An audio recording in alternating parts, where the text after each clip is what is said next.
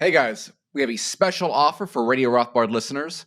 Ryan has a new book out, Breaking Away, The Case for Secession, Radical Decentralization and Smaller Polities. Again, this is the secession book you need. I know it's a topic that a lot of you guys are interested in, always a big winner when we have it on the site in our podcasts. And you can get a discount on your copy of this book using the promo code Rothpod, that is ROTHPOD. The book just came out. We debuted it at our 40th anniversary event. Ryan has a great talk on the subject. Check it out at our YouTube channel. Everywhere else you can get your Mises Institute content. And so again, that is promo code Rothpod, ROTHPOD, and you'll get a 20% off discount on your order.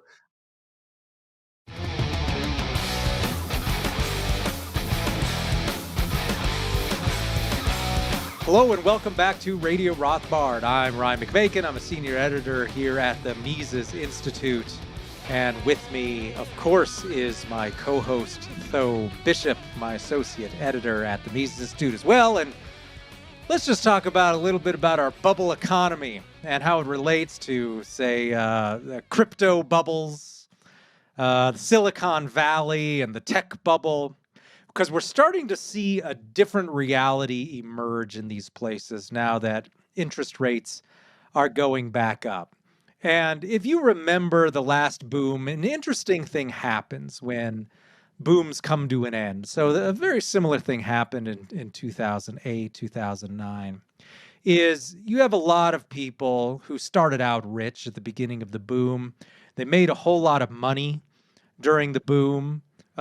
Because it's easy to make money. If you already own a lot of assets, you just buy more, and then you make money because they're flooding the economy with more money.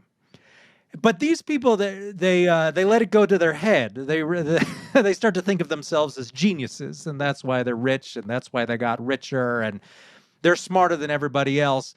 And then when the interest rates start to rise, when the money starts to tighten, and things start to go bust, and asset prices start to go down, we realize these people weren't really all that smart after all. There's exceptions, of course. There's real entrepreneurs in here. But a lot of these people, they made money because they were in a bubble economy. And they bought the right stuff in that bubble, which was most any asset. That's the thing, is you didn't have to have any particular insight into which assets to buy. And so if you bought a bunch of bunch of these cryptos, these non-Bitcoin cryptos on leverage, they were making a lot of money the last couple of years. And you probably just figured you were a genius because you were making a bunch of money there. But now that interest rates are starting to go up, a lot of the value is starting to go down. And you've got organizations like FTX going bankrupt. You've got organizations like Genesis. You're now starting to hear about that Coinbase is in trouble. A lot of these exchanges, it's the leveraged crypto. But then that's, of course, not it. You're starting to hear about layoffs at Amazon. Twitter shed more than half of its staff. I don't know what they were doing. We're supposed to be on Twitter death watch, but Twitter's still there, and I haven't even noticed any difference in the performance of Twitter at all.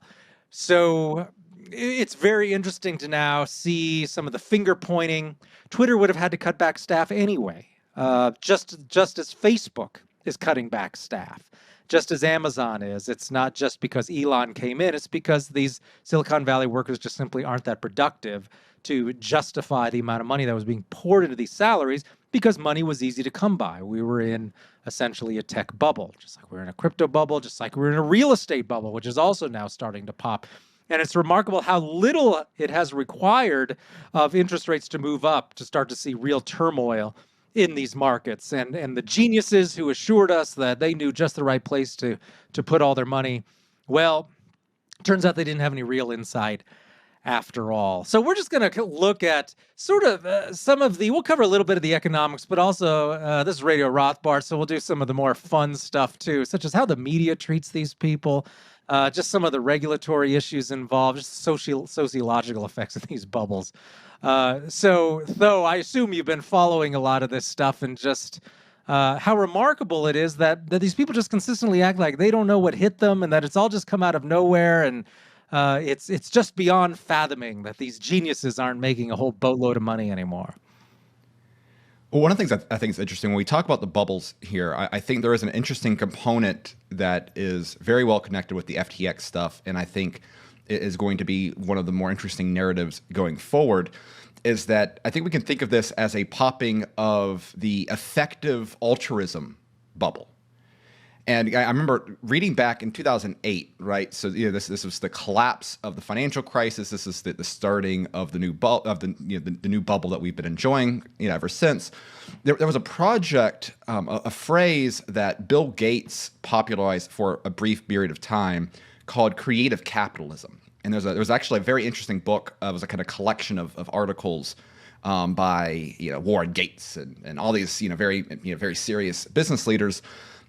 Trying to figure out how to intermingle their private gains with their broader philanthropic causes, right? And this is, I think, has played into the larger dynamics of DEI and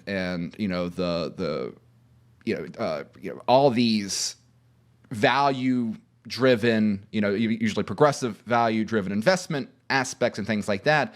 And of course, they're kind of beautifully captured by the specific con man of Sam Bankman-Fried, who is he's a Randian villain with millennial characteristics, right? He checks kind of every box. He enjoys doesn't hate suits. So he's often photographed in sort of like dirty T-shirts and flip-flops. And his entire thing is, oh, well, I'm making money to save the world. And he uses this as a deliberate distraction from a business that,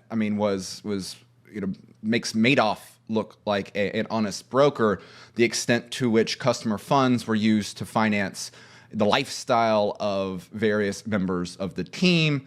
And he was able to get away with this with so many large endorsements, not only in the public space, not only was he able to capture Tom Brady and these sort of major celebrity components to promote the business, but also able to rack up a large amount of defenders and advocates within the political realm.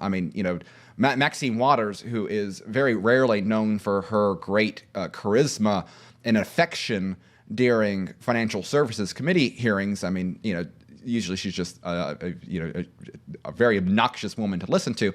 She was blowing kisses to Sam Bankman-Fried during hearings dealing with crypto regulation, and she had a very good reason, right? Her campaign, her ally, her party's campaign was being financed directly by this man, and it was a man that knew deliberately the con game that he was playing. It's come up with some of the interviews he's done through Twitter DMs with various journalists, where he admits, I recognize that I could take advantage of the progressive shibboleths by checking the right boxes and saying the right taglines. And doing so, he was able to create this cover for all this this scam of a company. And I do not want to suggest that every single big tech company is just as poorly managed. That's being too light. Is as fraudulent as FTX. But we've clearly seen the degree to which these large tech companies have isolated themselves from concerns about political pressure. Whether it's Twitter hiring an army of content moderators, with a UN Human Rights Council and all sorts of extravagances, which have nothing to do with the coding of a social media website, right?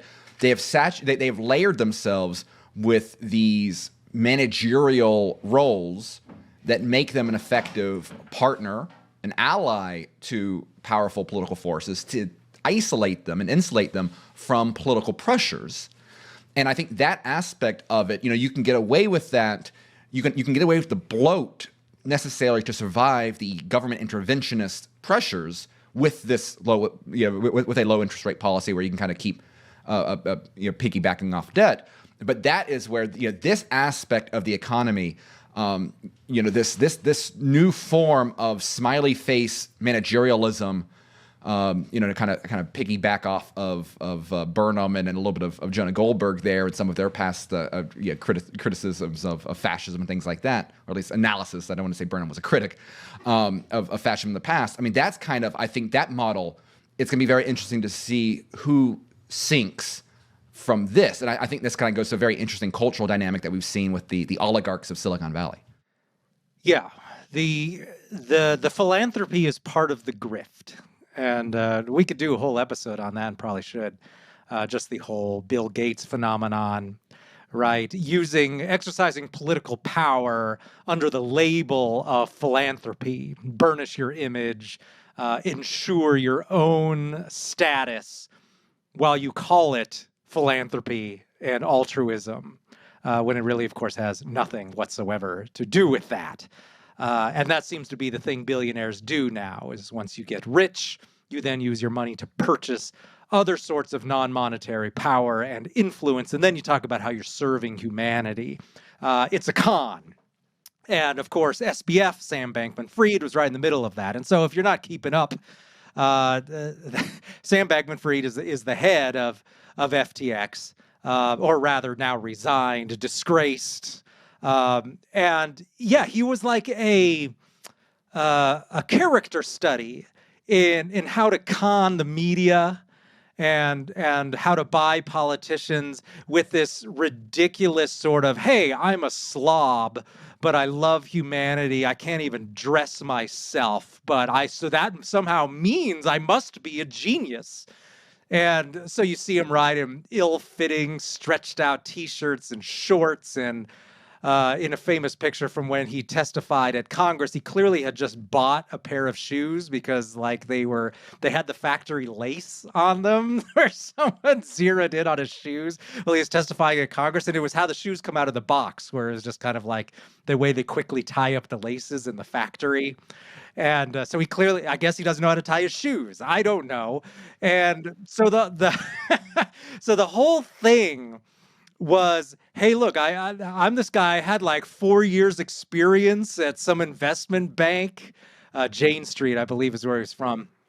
And so then I managed to convince, since my parents are Stanford professors, I managed to convince some people to put in some seed money. And I talked a big game on CNBC. And actually, if you go back and you watch these clips of this guy, it's clear he doesn't actually really know very much. His answers are all very mediocre, very evasive, don't show any particular insight about markets.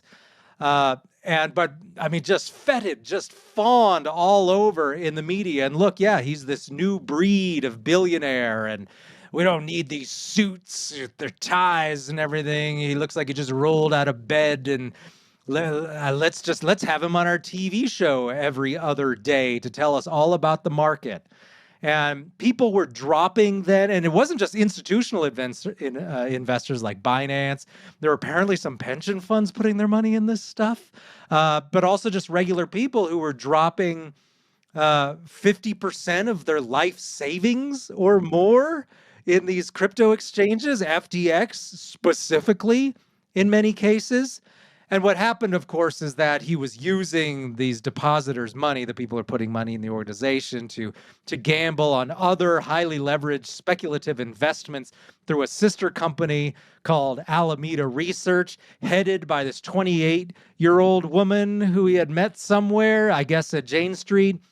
She was his girlfriend. There was some sort of like polyamorous, amphetamine-fueled thing going at this apartment they all lived together in. And yeah, it was like, I don't know, it was the left's dream come true. It was some sort of like Plato's retreat / Wall Street investment firm mismatch that seemed like the future. And all they were doing was stealing. They were just stealing all of your money. And they were so incompetent that Caroline Ellison, this woman who headed up Alameda Research, her and SBF together, they managed to actually lose money during 2020 and 2021, as was revealed in some news in the last 24 hours. Even though there was a huge bubble in crypto over the last 2 years, they didn't even make any real money. out of it. So, I mean, these people weren't geniuses at all. They were just ripping you off. But since they were on TV a lot and people on TV told you that they were geniuses, just pour money in there. And so I looked at this then in my article from Friday, and all of this is enabled by just the fact that there's just so much money sloshing around in the economy. So everything we're going to be talking about here for the next 20 minutes is just really made possible. These manias, these bubbles, this fact that people are just willing to write $1 million check, as one company admitted, it poured money into XTF. Or FTX, after a quote-unquote last-minute phone call where SBF played video games and was barely paying attention. And they were reporting that at the end of the phone call, everyone was like, "Oh, this is the most exciting thing I've ever been involved in. You can't get money in there fast enough." And so these people were so easily hoodwinked. But why? It was because they had to find somewhere to put all of this money that had come into the financial system. And so all of these trillions of dollars in newly printed money enabled by the fractional reserve system that the central bank backs up, it's all just pouring into the system. And when the central bank keeps interest rates super, super low, it's really hard to get any sort of yield or returns on your investment. So you're just putting it in higher and higher risk places. So if SBF is promising you some sort of miracle return, boy, we better get money in there as fast as we can before we miss out. So this combination of fear of missing out combined with the bubble, it's just astounding, the carelessness and the lack of due diligence that people were engaging in. Well, there's another component here. For one, I mean, let's not undersell Caroline Ellison's credentials. I mean, she is a self-described Ravenclaw. So, she's supposed to be one of the smart ones. Her father, though, is important because her father was Glenn Ellison, who runs the economics department at MIT, which is where SEC chair Gary Gensler taught prior to joining taking over the SEC, right? And so there's a component to this where the political aspect does matter because very, very much the same way that Theranos, right? The scam health company. What was Elizabeth Holmes's top asset? It was a board of directors that included Henry Kissinger and Jim Mattis and George Shultz, right? I mean, it was saturated full of very serious, prominent political titans. I mean, this wasn't a board full of mid-level congressional members looking for an easy paycheck after you're retiring after a decade. Looking for a gig in between lobbying members in the congressional gym. I mean, these are gigantic figures here, and very much so the mystique that Bankman-Fried and Ellison were able to build through, again, the combination of their explicit political donations and the genealogy of Ellison and its direct connection to the again, Gary Gensler of the SEC. I mean, again, the regulation. I know we don't want to focus too much on the regulation there. For a better breakdown, check out the Human Action podcast from last week with Jeff and Bob. But what's relevant here is less the particulars of the regulation and more simply the fact that, again, like Elizabeth Warren, who hates all things, market and financial services, she was holding up the regulation pushed by Sam Bankman-Fried as the regulatory blueprint for the crypto industry in the U.S. And so if you were a large-scale investor trying to find a safe harbor to park these excess funds in this very tenuous environment, it makes sense to try to dock it in the most politically protected harbor you could get. And FTX, looked like the most politically connected actor within the crypto environment. And again, all this was a gigantic scam. And even worse off, I mean, the question is right now whether anyone's going to pay for it, right? I mean, Sam Bankman-Fried is still getting better write-ups in the New York Times than people like Peter Thiel or Elon Musk or even Dave Portnoy of Barstool Sports, right? I mean, this guy is still being promoted as some sort of misunderstood genius who just made a few bad mistakes. And golly gosh darn, he just wanted to stop the next pandemic. And you know what? The real tragedy here is that Sam Bankman-Fried's great visions for what a better humanity could look like are being undermined by this just tragic coincidence of underappreciating the amount of risk in a system. And it's like, no, like this entire system is built and rigged to benefit. I mean, what we have is a patronage network on a massive scale. And again, this is an aspect that, and none of this is new, right? If you want to go, go read our Rothbard, you can go read about how Teddy Roosevelt, right, the big enemy of trust, the great trust buster, what he used is the image of trust busting to go after the Rockefeller family and the promotion of the interests of the Morgan family, who were his patrons, right? We see this throughout that, all these people that try to promote utilizing political power are often doing so to benefit certain actors at the expense of others within this framework. And so again, the crackdown, the regulation of the crypto industry was designed to hurt the honest actors, the people like Caitlin Long with Custodia Bank, where she's trying to create a non-fractional reserve banking system utilizing Bitcoin and not leveraging it. And there's a great clip that we've shared multiple times now on Mises.org and last week about her talking about how read your Mises, understand the difference between money and fiduciary media. And this is what we're talking about with over-leveraged crypto and more claims than there are for the underlying Bitcoin assets and et cetera, et cetera. Very interesting stuff. But that's what's going on here.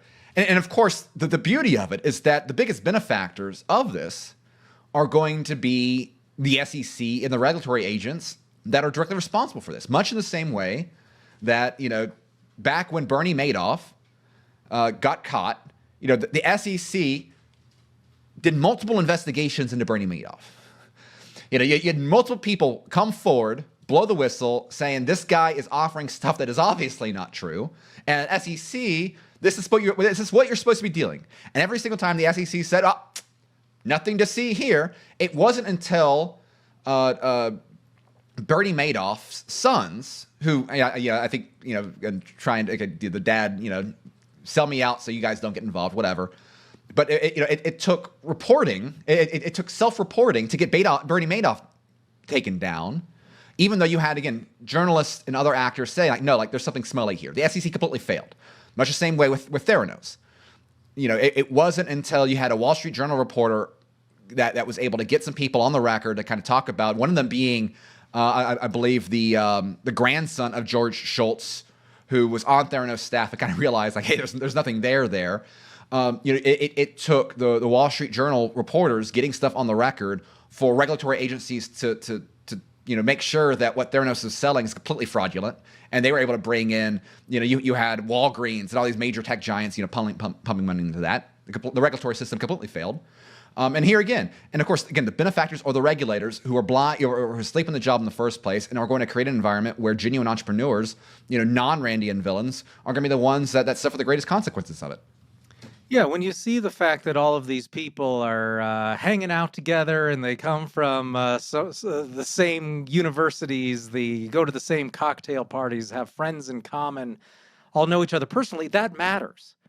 And it's not that you can't count on these people to be purely professional, and they're gonna do everything they can to regulate this guy who also happens to be his best friend's brother or something like that, right? That stuff invalidates the likelihood of serious oversight. And all these people are hanging out together. And so that's a real problem. And also, if they have motivation, there's some sort of political motivation, they're receiving money from these operations. Think of how the ratings agencies failed miserably during 2007 and 2008 to tell us anything about how these organizations were really functioning. So the watchdog groups fail when they're reliant on their gravy train a lot of the time from these organizations that they're supposed to be regulating. So yeah, it's been fun to see how people like George Shultz were so easily conned by Elizabeth Holmes, who, and of course, she received the exact same treatment when she was building Theranos, or, building, quote unquote. She was putting together this con job, which never worked, and which nobody ever told her would actually work. That is, the smart people who understood the science. But nevertheless, she's feted Bill Clinton's talking about how great she is. She's being told she's the next Steve Jobs. And people, they loved it. She was the next big thing. And that wasn't quite as reliant on so much bubble money. And she, of course, wasn't done in by higher interest rates or rising interest rates. But a lot of the same similar cultural phenomenon were involved there. And you can see how people were just willing to embrace any sort of false narrative. And it's just made so much the worse then when there's a motivation through easy money, through low interest rates, through financial repression, through a search for yield to believe this stuff because it might actually help you get rich. And so we saw all of that. All of these people who said, well, if you're not pouring money into organizations like FTX, well, have fun being poor.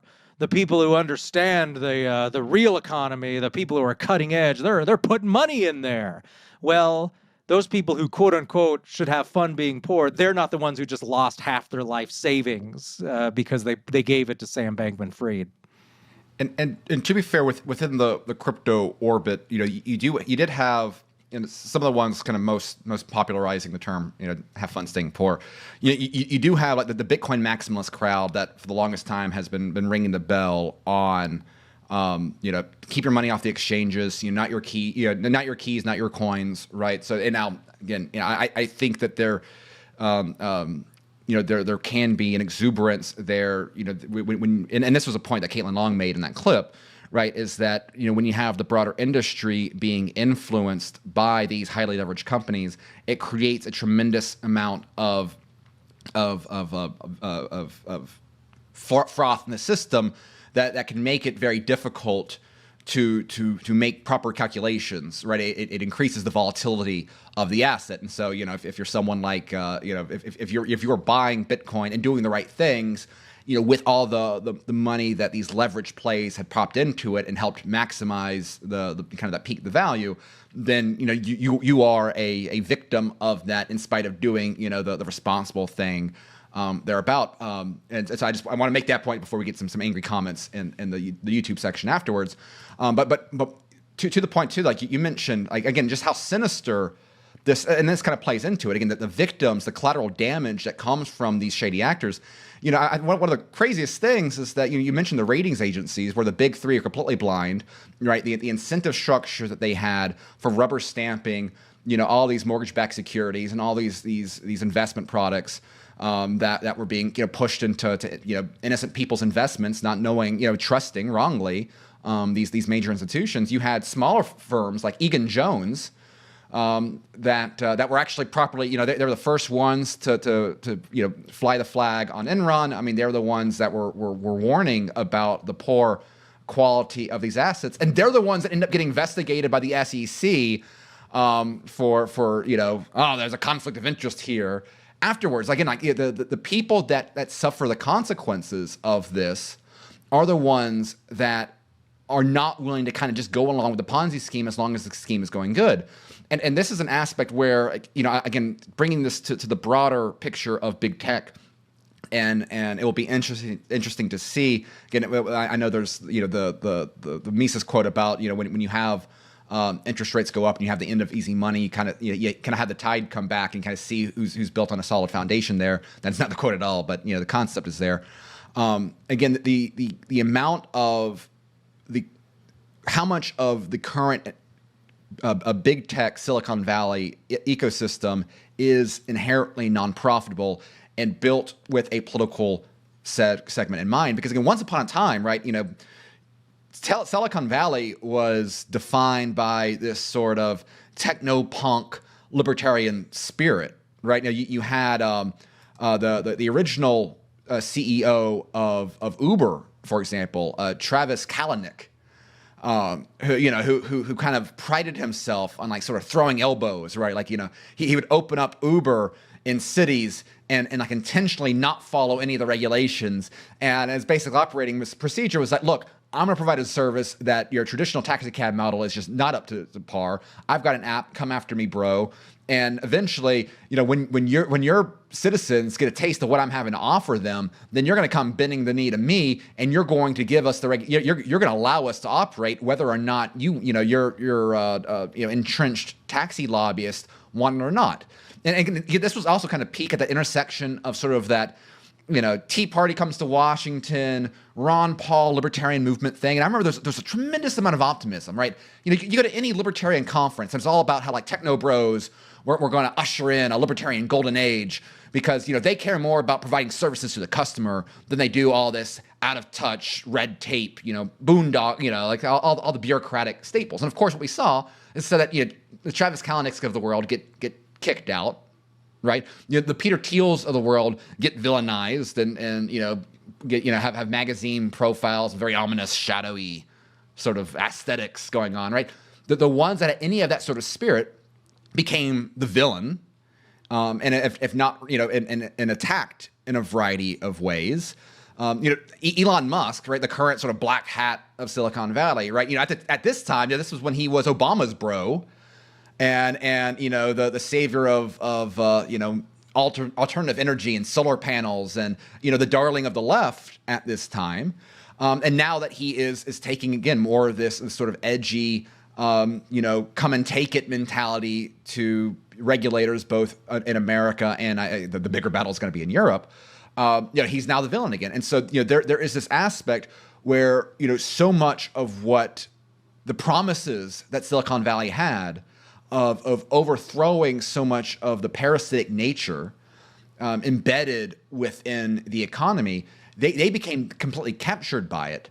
Again, Mark Zuckerberg had to make up for 2016 by financing hundreds of millions of dollars to fortify the 2020 election, right? And again, it's going to be interesting. Again, change with this changing of the economic environment and the fundamentals. Facebook is making Jim Cramer cry on camera for recommending it 6 months ago.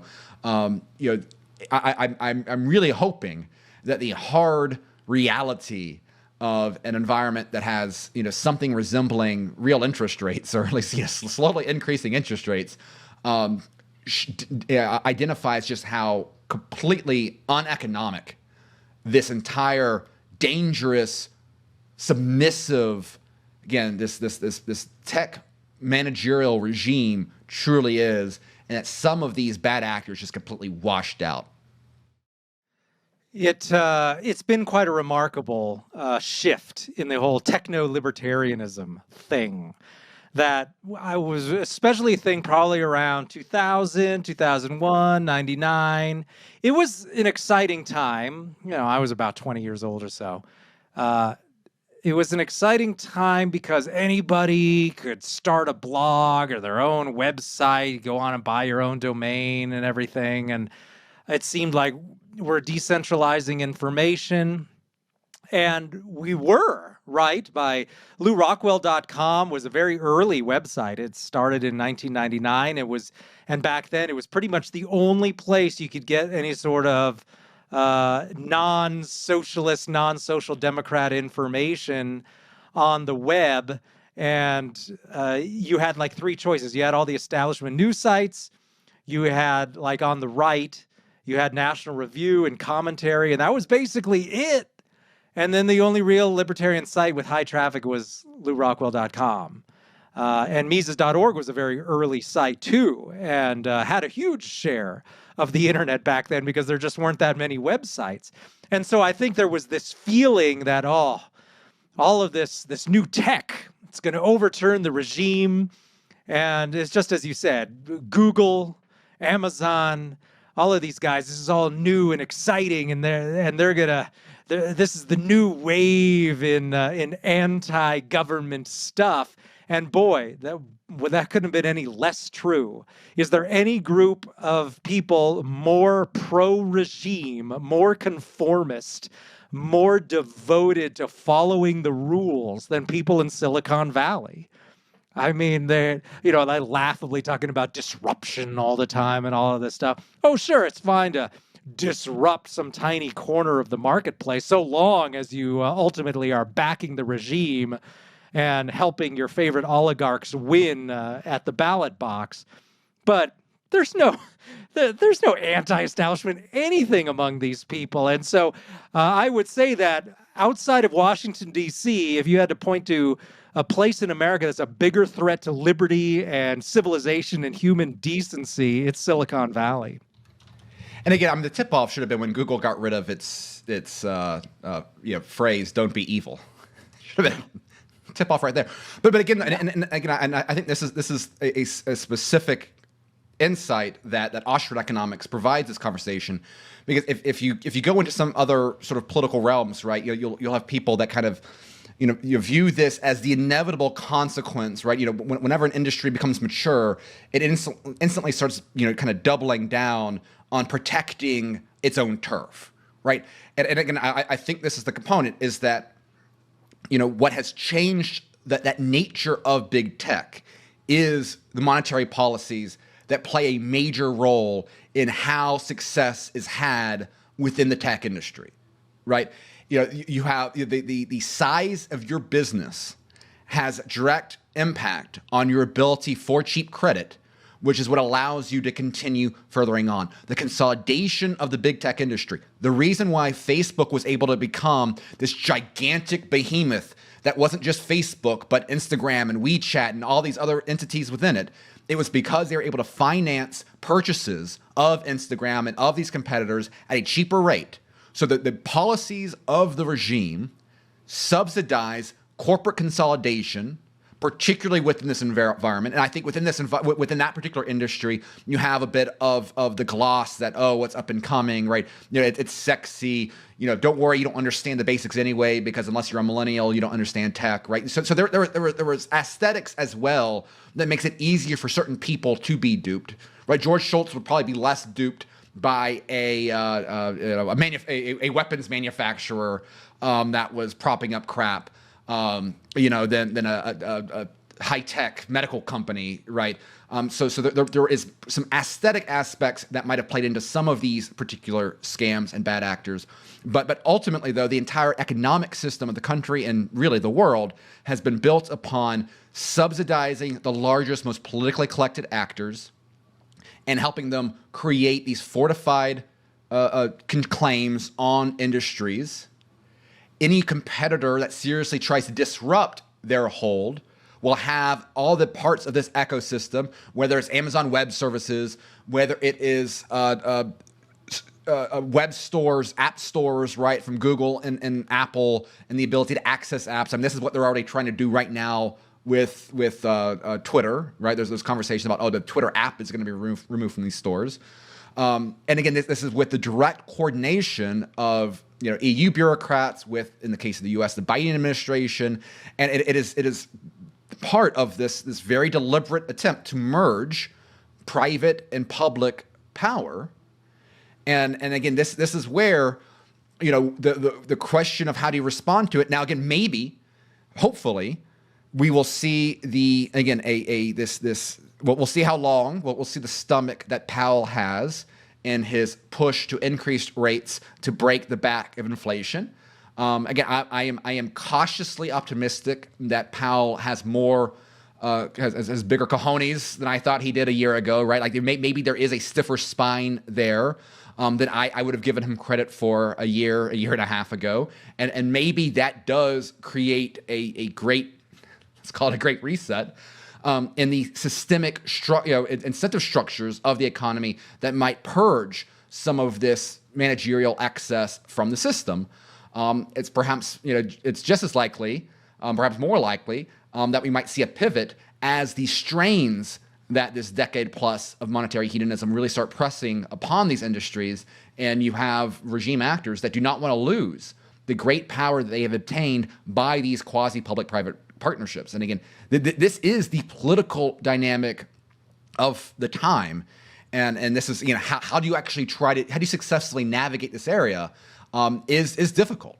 And this is what's fueling different attempts, on the right, and I guess to a certain extent there might be some of that on the left. I mean, maybe more some alternative platform sort of stuff, outright nationalization. Actually, the push on the left is explicit nationalization rather than the perception of these big tech companies profiting from it, right? I mean, again, you've seen explicit calls to nationalize Twitter, from people that don't like Donald Trump being platformed, right? And so on the left, you have explicit nationalization as a response to this.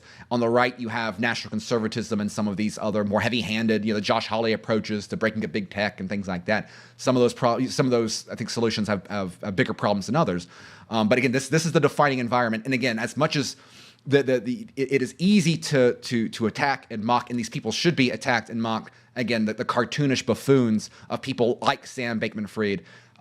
Listeners of this podcast will appreciate that there is a Fed response, a central bank dynamic to all of this craziness.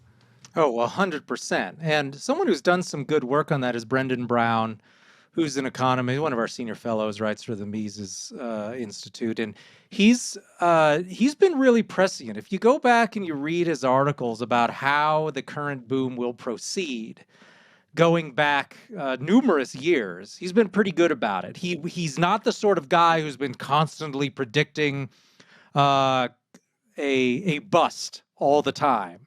He years ago was saying, no, we're not at the bust yet. Right? There's still several steps we have to go through before we get to the end. But another thing that he also pointed out was how not only does the easy money help with mergers and acquisitions, right? As you noted, it makes it a lot easier to get the sort of funding as a big organization or even as a smaller organization. But if you're already poised to borrow money, the low interest rate environment helps people who are already rich and already have a lot of assets. And so then they're able to buy out these smaller companies. But also the speculative narratives, that's a phrase that Brown uses, talking about how there's always these narratives, these stories about what's the next big company, where should you sink your money? Now, those exist in every type of market, but they tend to be supercharged when you're in an easy money environment. So everyone is out there searching for where can I pour $1 billion in order to get better returns. And it tends to favor these big techie companies that look like they're highly innovative, but which aren't actually particularly innovative. And the phrase a few years ago was FANGs, right? So Facebook, Amazon, I guess Twitter didn't even make the cut. Netflix, Google, I forget what the second A was. On that. Apple and Amazon. Oh, right. Of course. Apple, right? Which is still performing somewhat okay. But they're a hardware company more than just a tech company. So they're a little bit different. But that was where you were supposed to just pour all your money. And then the confidence would be, okay, if some smaller competitor comes up, well, we'll just buy them out. And so the speculative narrative was just set on fire by the easy money. Just put money in these 5 or 6 companies and it'll be great and you'll make a boatload of money and look at what a genius Zuckerberg is and we'll all be fine. And of course, you can keep that going for a while as long as there's low interest rates, because even if these companies start to get into trouble, they can always just borrow more money at even lower interest rates to pay off the old debt, because interest rates were just going down year after year after year on average. And once things turn around, then you start to get into trouble and you can't just keep borrowing to keep going. And that's why then you hear about how Facebook's going to cut 10,000 jobs. Also, it turns out it's not that easy to pick the winning horse in an economy that's tightening up. And so Zuckerberg was really doubled down on this whole metaverse thing, which just looks insanely boring. He's now laying people off because they've been pouring money into it and it just hasn't been working out very well. And now the rumor today is that he's going to resign next year as CEO. I have no idea how reliable that rumor is, but it would only surface if there's an idea that a lot of these guys, they don't. It's not fun anymore for them when there's not easy money everywhere, and suddenly you might not be looking at huge returns year after year, and so then they just lose interest. They made their billions, they can cash out. I would not be shocked at all if Zuckerberg became a quote unquote philanthropist and took his billions and stopped running Facebook, because that's the natural progression of the stuff. Essentially, go into politics. That's what this philanthropy con is about.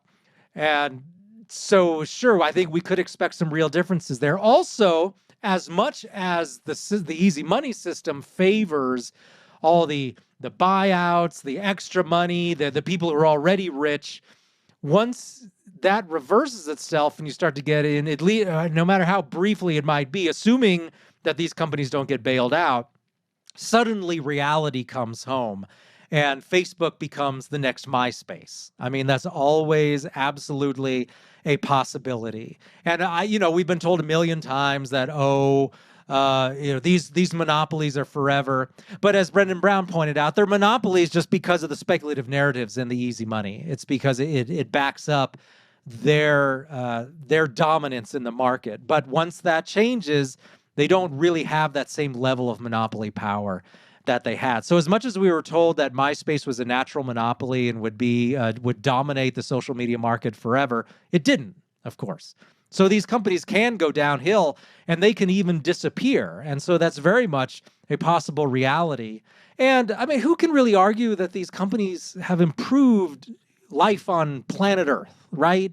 Your life has not been improved by Facebook. Boy, how many studies have shown us something? It's making Gen Z depressed and sad and ruining their lives, basically. And Twitter is a plaything for people in public relations and media. This idea that it's this key source of information and journalism is garbage.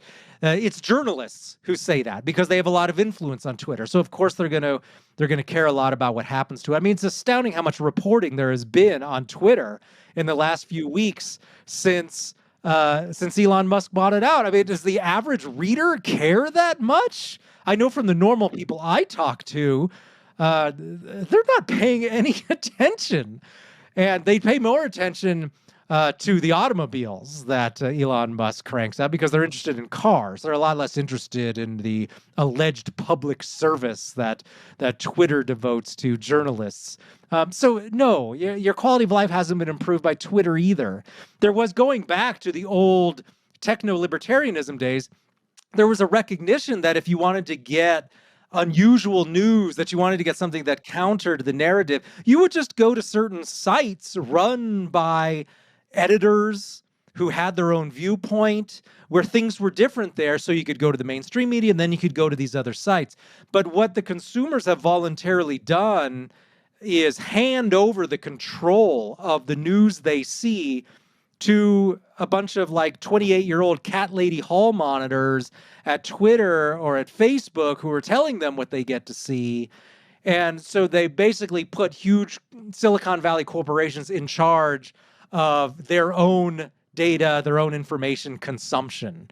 You don't have to do that. That's not the way you get information. That's also another reason why it's not actually censorship. If Facebook tells you you can't view this article on their platform, you can go to the original platform that information appeared on. That's what we were doing in 2005. And we knew who was feeding us that information. There was an actual editor, there was a name on the masthead. They were telling you this info or linking you to other sites. It wasn't just some anonymous person working at Twitter or Facebook somewhere that was telling you what you get to read. But apparently you only have to be slightly more convenient in terms of delivering that information.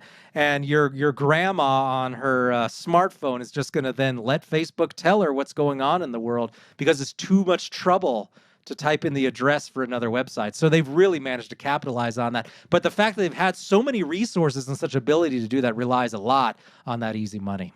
So now I'm a bit more sympathetic to the platforms themselves. I do think that Twitter does provide kind of unique value and how quick it is to exchange stuff. I think for running commentary, I'm a fan of the Twitter product. And I was a big fan of what Facebook had to offer as well. I think what Facebook's unique niche, and this is the only thing that still keeps it running in many ways, was the dynamic by which interactions were very much localized for the most part, and that's something that Twitter's always kind of been like this big Twitter space, and sometimes you kind of have like ideological echo chambers, right? So you got libertarian Twitter, and you got socialist Twitter, and you got different sort of you got NFL Twitter, right?